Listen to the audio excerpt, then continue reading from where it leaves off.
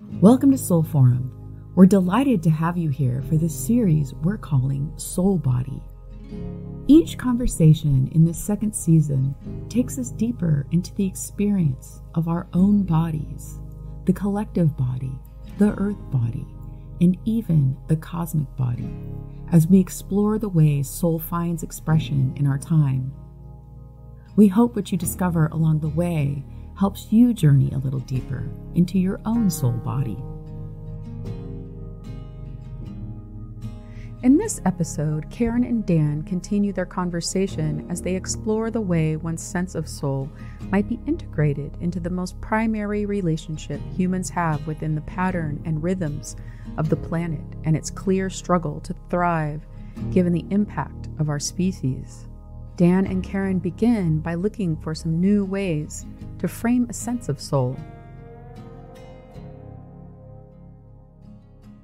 I wanted to start with an idea that Karen brought up from our last session that and I don't know what's been percolating for you, but two things have been percolating for me. One is sort of her notion of soul, and to just tease out from that sort of a way to hold on to soul that is more letting go than grasping. A way to hold on to soul that's a little bit more like letting go than it is about taking hold of something.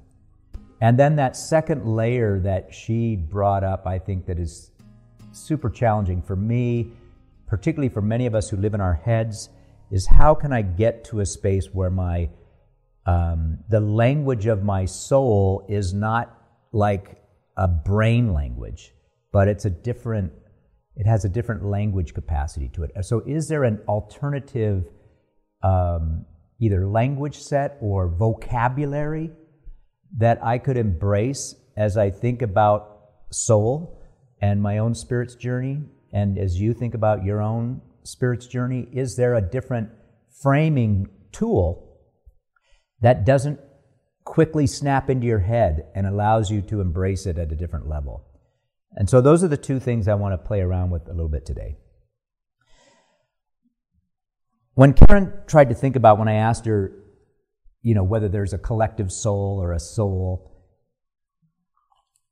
she was pretty certain in her own mind or construct that each of us has some sense of soul individually, but that it's really the connection place to the wonder of something more or other or grandeur or nature or something, that it is actually, the soul is like that which happens when the connection is made.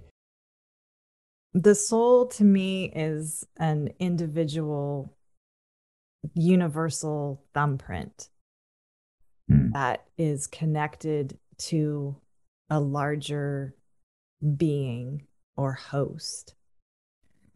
And some would say God as that name. Some would say source. Some would say universe. I think all those work.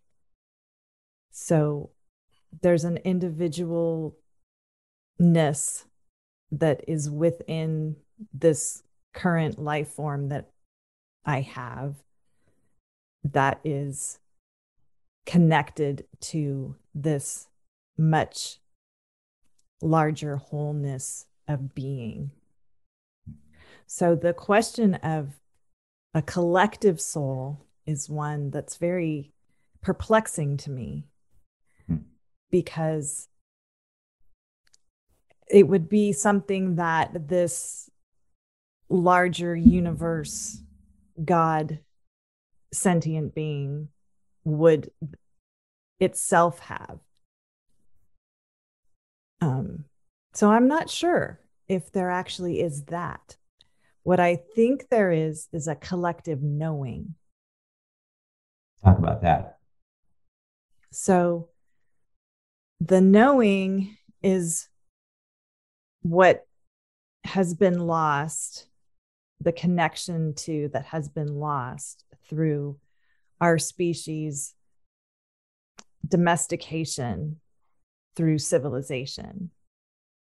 And the knowing is like the channel that our soul uses in the way a nerve uses connective systems to run from, finger to brain. And so the knowing is where the heightened awareness takes place, the heightened connectiveness.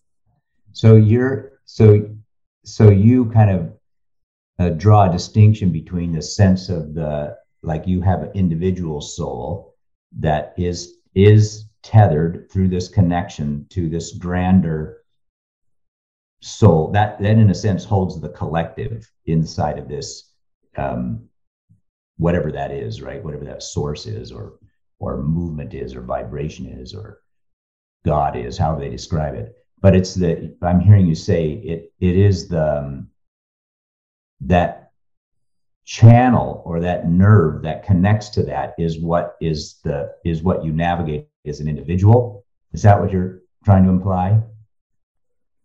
Yes, partly. I mean, we each have our own soul that is connected to this larger host being.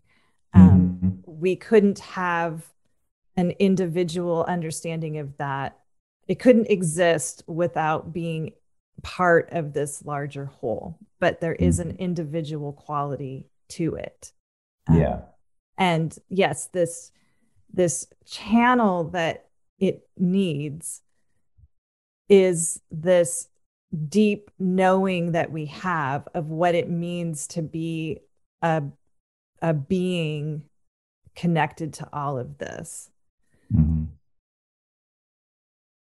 When you're feeling most connected to the planet or to nature or to another or to mystery, it's in the connecting place that holds the sort of magic and the wonder.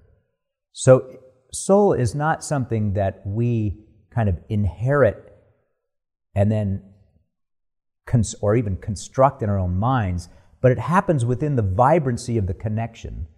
And so it's always fluid, it's always relative to the way in which we're connected and what we're connected to.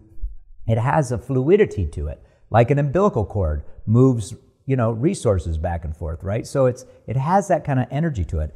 And when she said that, it threw me back to a Martin Buber reference that we had made previously. I think it was all the way back in season 1 of Soul Forum. But Martin Buber used to talk about this relationship between I and thou, where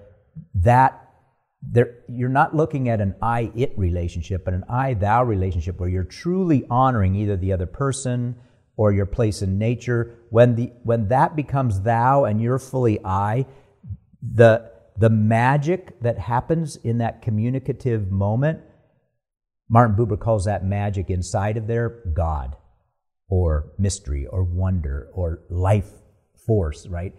So it's the magic in the middle is what I'm trying to get us to think about. How do we think about and imagine that our soul is not something fixed that we're trying to figure out, but rather it's the way in which we're experiencing the wonder in the fluidity of relationship. The other mystic that I wanted to connect to that I think ties into this is Matthew Fox wrote a book early on about the spirituality of a German mystic. Who knew Germans had a mystical edge to begin with? I never thought that was possible. But he fell in love with a German mystic called Meister Eckhart. And Meister Eckhart is a German mystic who really thought that the spiritual journey is not about clutching. It's not even about constructing a pietistic practice. That's not it. It's not about dogma, but it's about resting inside of the mystery. That the real goal is to rest inside of the mystery, and it's the resting place that you're looking for inside of this great mystery that holds us. And in some ways, I think Meister Eckhart would resonate a little bit with what we're talking about, is that we're not trying to find a destination or a goal or a definition, but we're resting inside of the energy, inside of these connections that we have in every moment. So I think he would resonate with that. Karen goes on to describe the ways she experiences life when resonating within this dynamic relationship within Earth in all its expression. Balance, reconnection. It feels freeing and like I'm awake and not numbed out anymore. That I am a participant in everything that's going on, but not a controlling, dominating force on it all.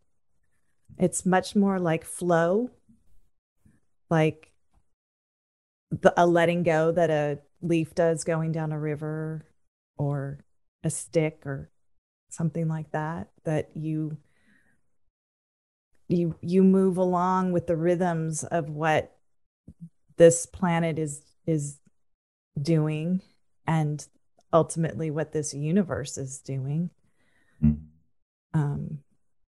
Tapping into the rhythms that just occur like in the now. It's a very presence thing.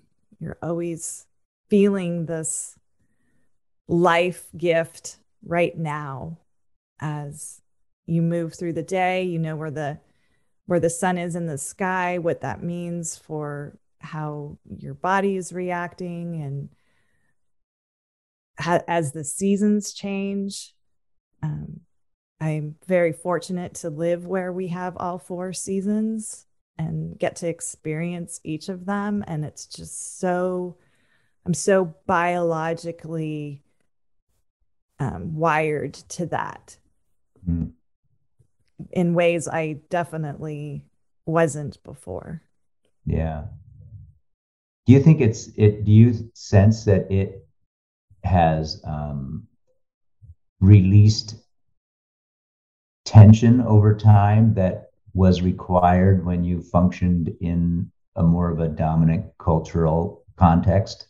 You know what I mean? Oh my gosh, 100%. Like when we started this walk away, this pushback on dominant culture, and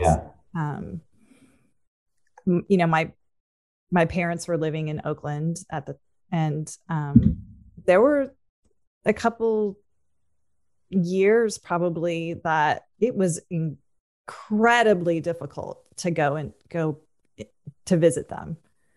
Oh. It would be so disruptive to my rhythms that it was very jarring, and it to the point where we just kind of stopped doing it for a while, because it's like learning another language, right? It's like becoming bilingual almost. And it's very clunky at first, and you have to spend a lot of time immersed in it.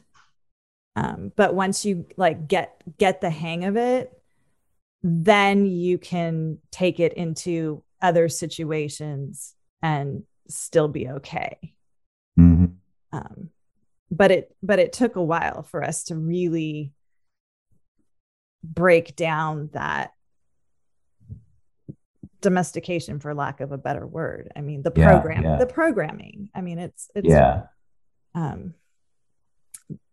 but it's totally worth it. I mean, I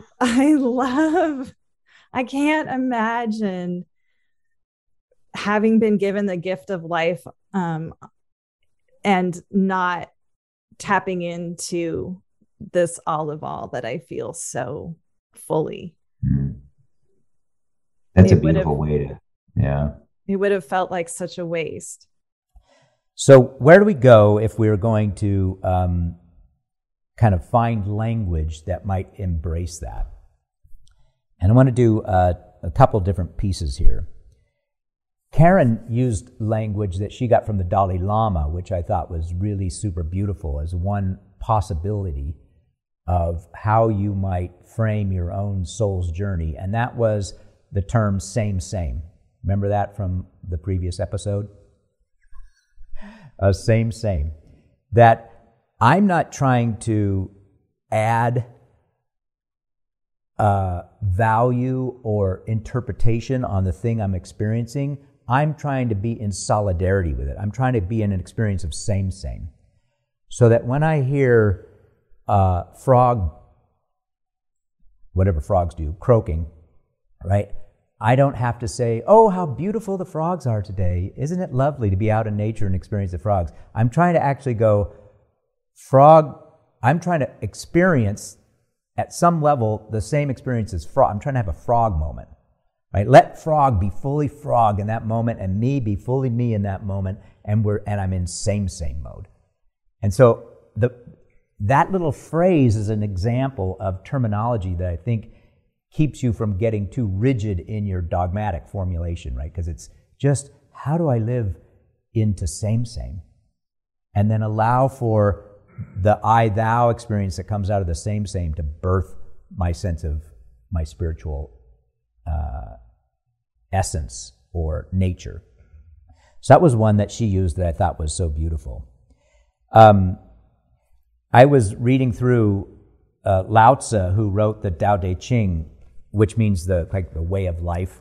And he too, even though Lao Tzu uses a lot of poetry in Taoism, you get a sense that he's really struggling to say, how do I even find words to describe what I'm talking about?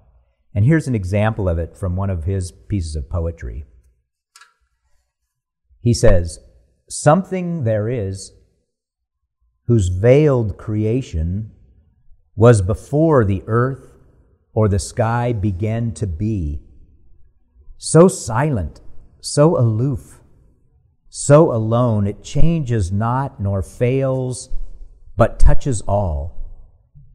Conceive it as mother of world. I do not know its name. A name for it is way. Pressed for designation, I call it great. Great means outgoing, far-reaching return. The way is great. The sky is great. The earth is great. Humankind conforms to the earth, but earth conforms to sky. Sky conforms to this way. The way simply conforms to its own nature." Isn't that great to hear him try to play around with? He wants to pick words, but you can hear him almost like releasing those words even as he picks them. And I think that's another beautiful example of a way in which you can think about shifting beyond your normal language sets to finding something like different kind of language to do that with.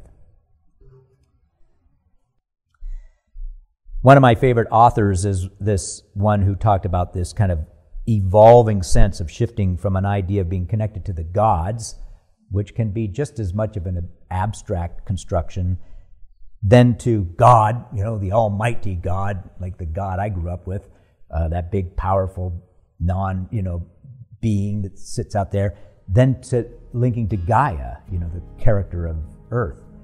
And if I grew up in those systems, can I take all that energy that I had focused in on that and channel it into my relationship to this vibrant Gaia that I'm a part of?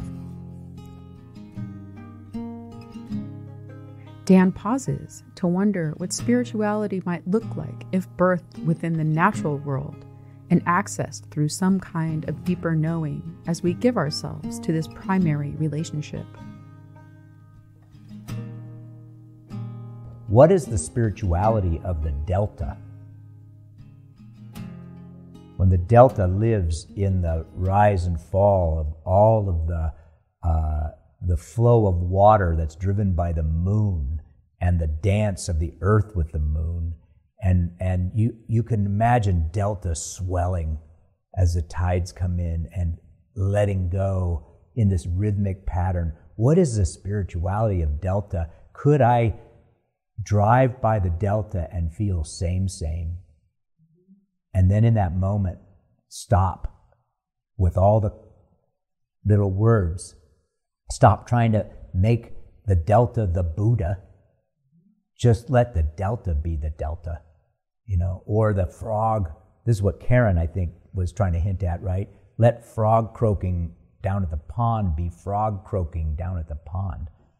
And I think there's something super liberating about not feeling like we have to put a bunch of words onto this construction and just feel it more, as Matthew Fox says, down in those lower chakras.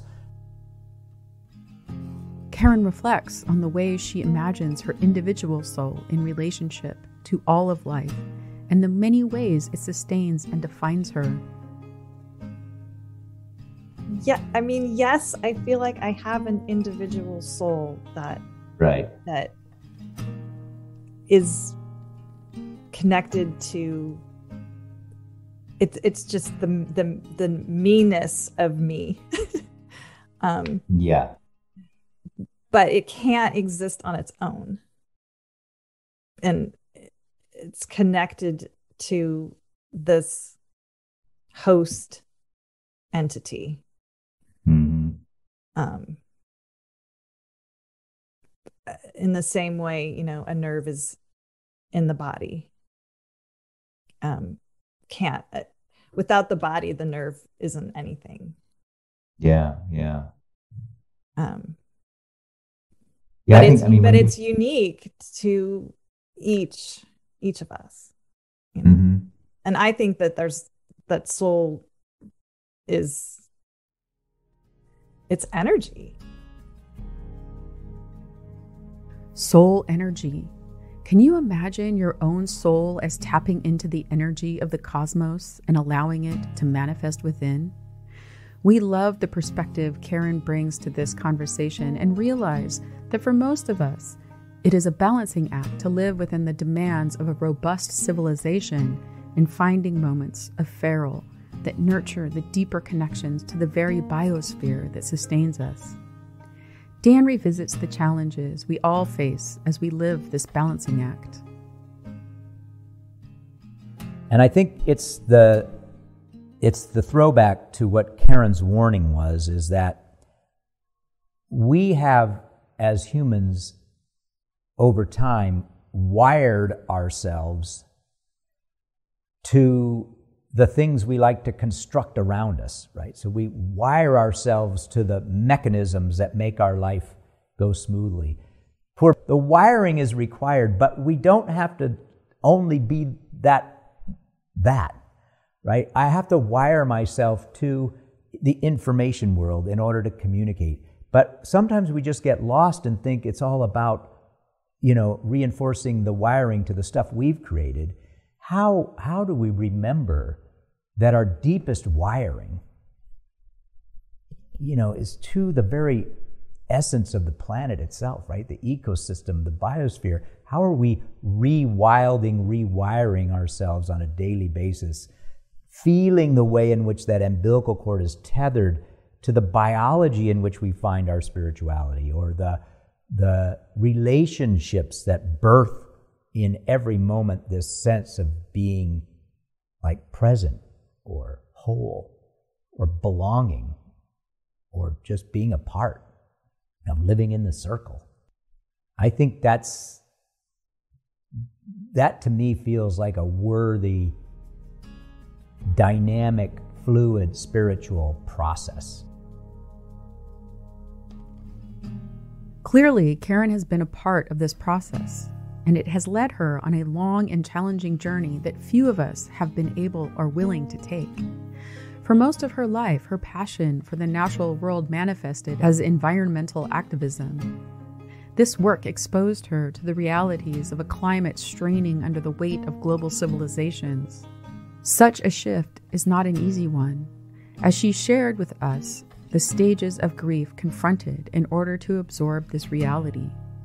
But over time, she has not only come to accept the collapse of her sustaining ecosystem and even our social fabric, but she has also discovered that there is a certain grace or beauty or maybe even benefit to living in a way that embraces this reality. Today, she finds herself in a much different place and shares her thoughts with us in her closing remarks. If you really understand the state of the world as it is for us, not as the way we wish it was or how we would hope it to be, but if you really understand that we're in both biospheric collapse and civilizational collapse, then you can recognize that you've been involved in a grief process that starts with denial and moves into bargaining and then moves into anger. And the anger piece is where that environmental activism, was springing forth for me.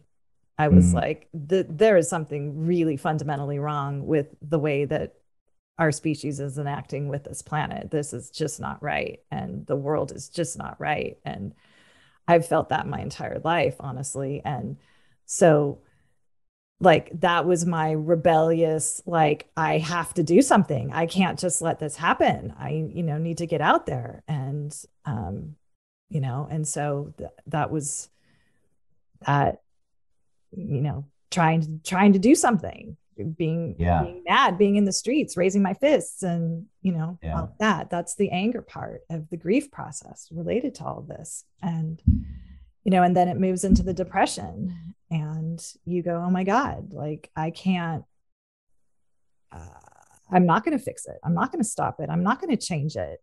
I'm like, it's just getting worse and worse and worse. And people aren't waking up and it's very depressing.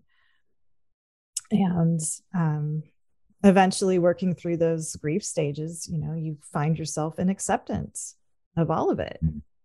And then what I've discovered is there's so many benefits to getting through that process and understanding what is inevitable that we cannot change, and then learning how to live with that.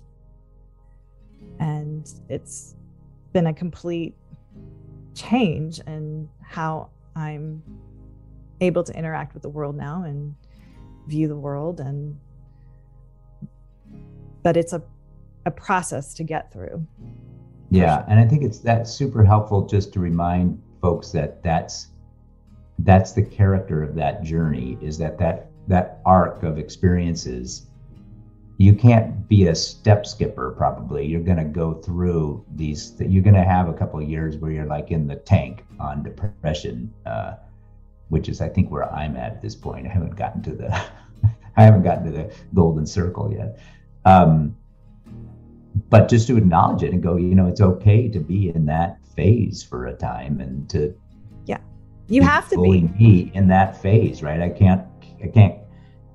Yeah, you have to be. I think you have to be. You can't fake the funk. I mean, it is a grief-soaked proposition to understand what our species has done to the rest of the planet through industrial civilization. It is grief-soaked. If you can't, Joanna Macy says the measure of your grief is the measure of your love.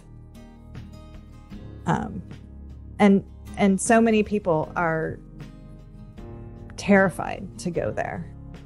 Yeah. They won't pull their heads out of the sand. Willfully won't do it because they don't want to deal with the grief. But if you're really tapped into this knowing that I've been talking about, and you understand how your soul is connected to this all of all, then the most loving thing that one can do is respect this life that has been given and get to the acceptance of collapse. Mm-hmm. Because then We could have conversations about what collapsing well could look like, of what cleaning up the mess we've made could look like, if more people are willing to get out of denial, to get out of bargaining, to get out of anger, to get out of depression, and get into acceptance. These are real inevitables that we are being faced with. What might you take away from this discussion? For Karen, a kind of knowing will guide you into a landscape appropriate for our time and grounded in the reality of our deepest and most ancient bond to the biosphere in which we live. Whether it is in an embrace of a climate in collapse or just the early stages of how you tend to the natural world in which we live, the soul emerges within this most ancient relationship. It is the birthing place for any sense of soul. Where might her insights take you? In our next episode, I sit down with Karen and learn a little bit more about the path that brought her to living in a space of accepting climate collapse. Join us for this fascinating discussion. This episode of Soul Forum has been brought to you by Storycatcher for iPhone, a fun and simple tool that helps you create shareable keepsake video stories. Be the documentarian in your circles. Find Storycatcher, spelt as all one word, on the Apple App Store. You may attend Soul Forum Live each Sunday morning at Creekside Commons in Lafayette, California. The 30-minute presentation is also live streamed via YouTube and Facebook, where people interact via the chat.